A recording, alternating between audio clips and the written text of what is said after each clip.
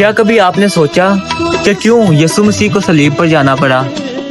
کیا خدا کسی اور طریقے سے انسان کو بچا نہیں سکتا تھا؟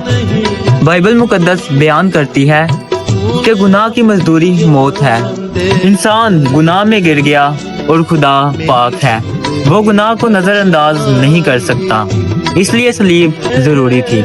صلیب پر یسوع مسیح نے ہمارے گناہوں کا بوجھ اپنے اوپر لے لیا۔ وہ بے گناہ تھے مگر ہمارے لیے قربان ہوئے۔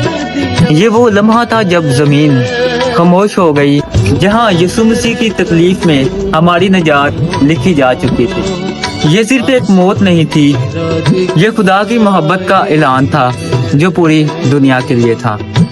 صلیب ہمیں یاد دلاتی ہے کیونکہ خدا نے دنیا سے ایسی محبت رکھی کہ اس نے اپنا اکلوتا بیٹا بخش دیا تاکہ جو کوئی اس پر ایمان لائے ہلاک نہ ہو بلکہ ہمیشہ کی زندگی پائے۔ آمین۔